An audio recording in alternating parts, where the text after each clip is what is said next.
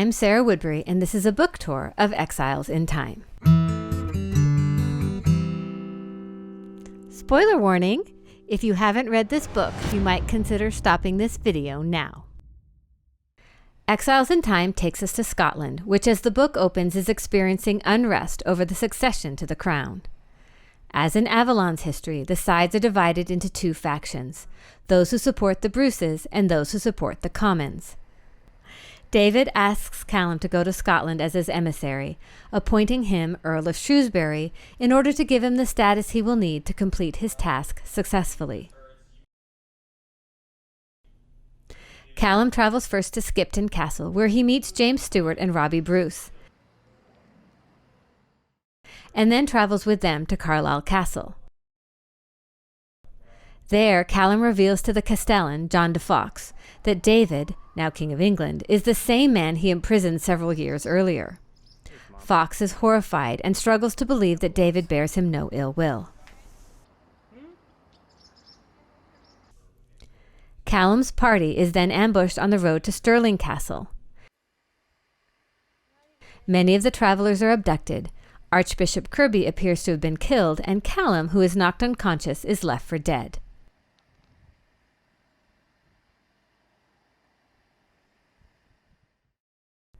A young woman named Cassie rescues him and takes him back to her hut.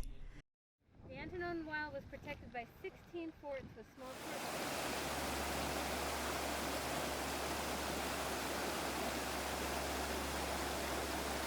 After traveling throughout Scotland, Cassie ultimately settled in a vale very much like this one. In fact, this is pretty much exactly where I imagined her being.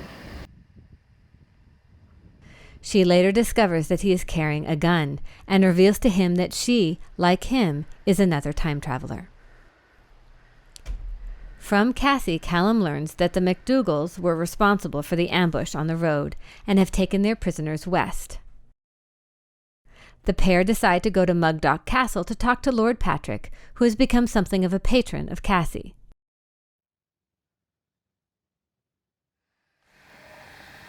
Mugdock Castle is the seat of the Grahams on land granted to them in the mid-13th century. It's important to me because of my book, Exiles in Time. It is to Mugdock that Cassie brings Callum after she rescues him. But Robert Bruce, Robbie's father, thinks Patrick is involved in the ambush and arrives with an army. The castle is stone now, but in my book, Exiles in Time, it is wooden with a wooden palisade. Cassie and Callum are therefore able to sneak out the back of the healer's hut. This is the place where I envision them sneaking out. Cassie and Callum escape Mugdock undetected and follow the MacDougals to Loch Ard, where they discover the prisoners in a hunting lodge. While Cassie sets everything on fire, Callum sneaks into the lodge and frees the captives.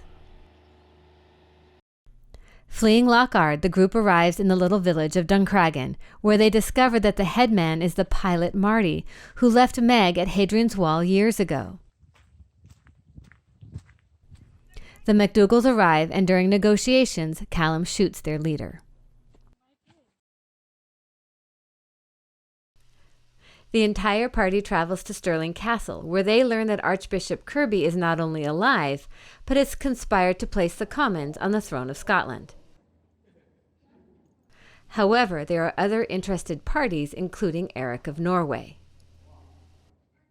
In my book, Exiles in Time, Stirling Castle is the seat of the Guardians of Scotland, and it is to here that Cassie and Callum come with their own army to face the army of Eric of Norway in the valley below me.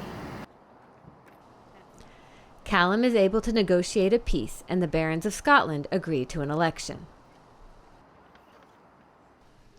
In the aftermath, Cassie and Callum decide to get married.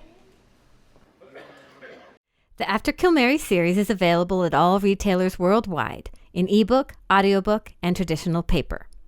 You can find these and the rest of my books by clicking on the link to my webpage.